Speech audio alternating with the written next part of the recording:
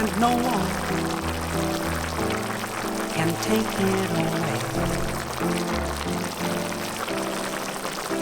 It's been so long, but now you're here.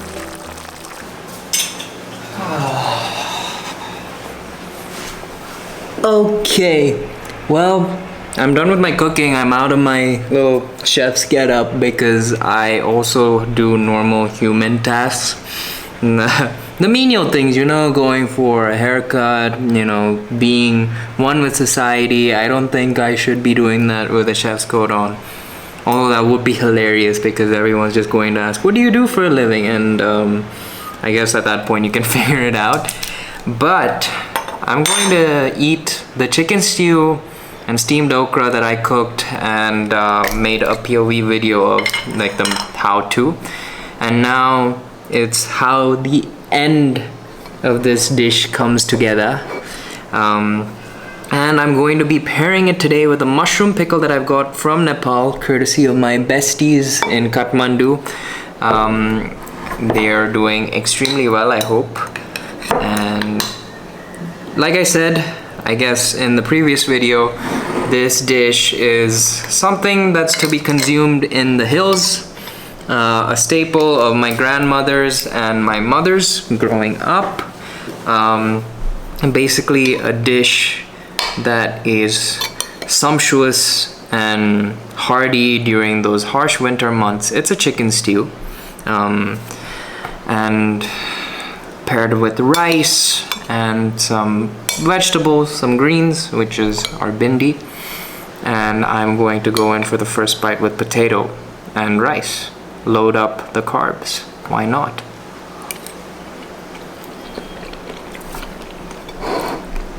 And right off the bat, those potatoes are smashingly soft and fork tender. I mean, I can literally split it with my spoon like that.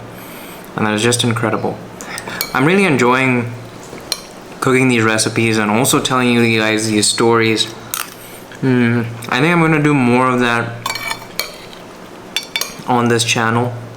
And because I just really resonate with the stories that food can tell us. You know, it's an anchor and kind of an indicator, and so to say, of communities. I just love that the diaspora of food is also aligned with that of societies and communities. And it's such a beautiful thing to kind of capture. Oh my god, the chicken is so juicy. I use boneless thigh. Usually in this recipe, it just calls for like bony cuts and stuff like that. Whatever you can get your hands on, right? I mean, the okra's nice. Nice and soft.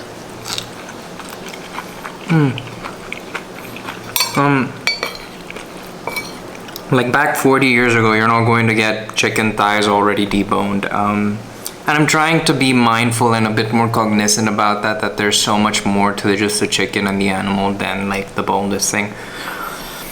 But the convenience always like kicks ass, man. I come back maybe from a whole day of work and then these boneless chicken thighs are ready to go. So it's kind of my go-to, but I am trying to experiment with using the whole animal, not wasting anything.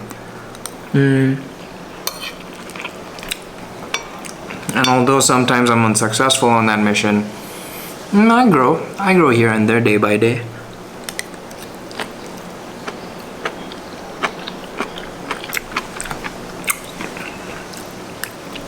But back to this recipe. I actually don't remember the whole ensemble of kind of whole spices that go into it. So I kind of just went off of like what I remember in terms of my taste buds. I remember my mom teaching me this dish before I was leaving to college because it was one of those simple dishes that was nutritious for me, but also something that would remind me of home, which I'm really grateful for, Mom. Thank you.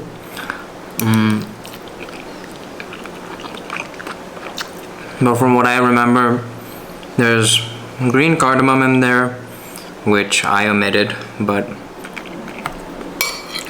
That's one of the main spices. Then there's obviously, I think there's clove, and there's cinnamon. The cinnamon I know distinctly for a fact is there because it just encapsulates and just envelopes the whole entire environment when you're cooking. The house is just smelling of cinnamon, that warm toastiness, all of that whole spice.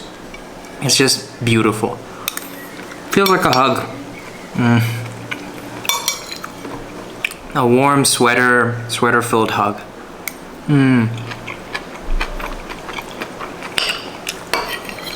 And then the okra's a nice breaker too.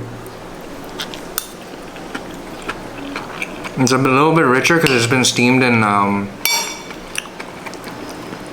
soy, so that umami and that actual depth of flavor is there too. I'm really enjoying this meal, guys. I don't know if you can tell, but I feel at home when I eat a meal like this. It's just not so nourishing, so wholesome, so simple.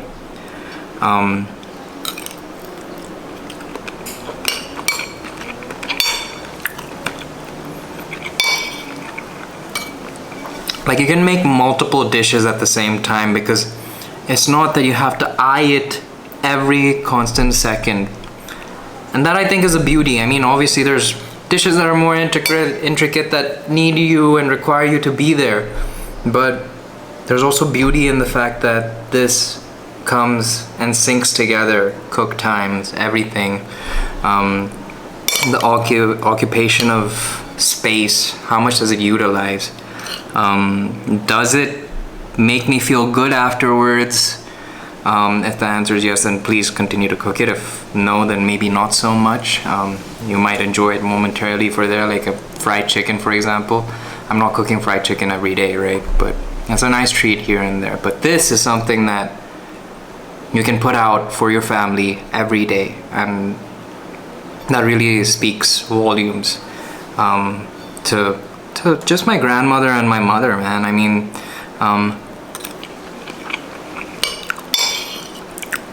both of them hardworking women. To this day, my grandmother owns a spa in Kunur, where her house is and home is, and my mother still runs her business to this day.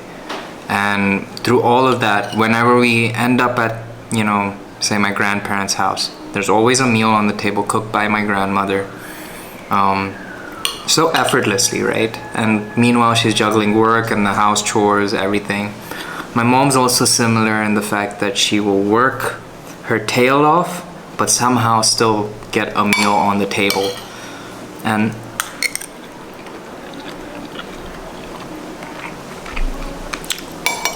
in some way, shape, or format, that's influenced me, I think, on my journey coming up, cooking for people,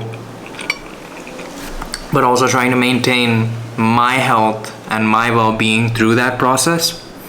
Like, I mean, I work, I'd say quite hard, but I never forget to take a step back and say there's more to life than just that work that you're doing, right? Feeding my family, thinking and caring about my friends, taking the time off to like soak through inspiration, kind of like this video today.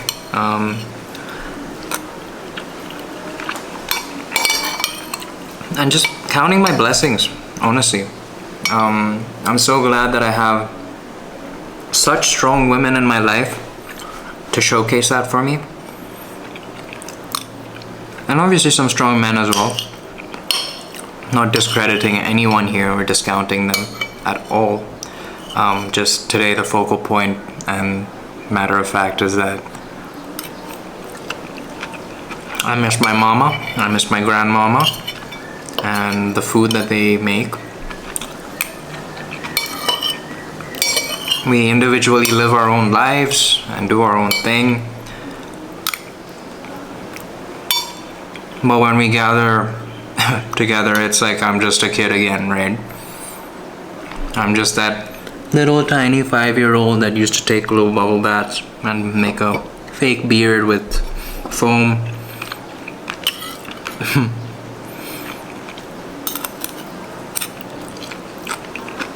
And would be extremely enthusiastic about any of the food that has to come and hit the table. That was me as a kid. Not sure if anything has changed really, but you know, maybe I've grown up, as people would like to say. But that childish nature of mine never left me. I think even in my work, it's always like I start concocting the most ridiculous events and ridiculous like ways to kind of add value into people's lives, like these private dinners and stuff like that, where I'm making menus based off of my childhood memories, and I'm just letting my imagination run wild, right? But it becomes so easy to focus on those things then at that point when it comes from such an emotionally anchored place. Like even this chicken stew video that I'm making for you guys, it feels seamless, it feels effortless because I love this. I love everything about it, the soul, the essence. These flavors literally take me back like 10 years back to when my mom used to cook this staple every other day. Not saying that she doesn't cook it anymore, but it's a little less frequent with all of us, you know, getting busier and older and such XYZ reasons. But this is a good way for me to preserve that memory of that. And as you can see, I've totally smashed this plate and I am probably gonna go for seconds. But it's been your boy, Mario, and I have my little wand here. It's a stick of cinnamon. But up until next time, like, comment, and subscribe. And I just gotta believe and there's magic in the air and yada yada yada, something Harry Potter-esque. I don't remember anything from the Harry Potter series, so I'm just going to what would be the term, to wave my wand and bid you a goodbye and an adieu for today. Peace.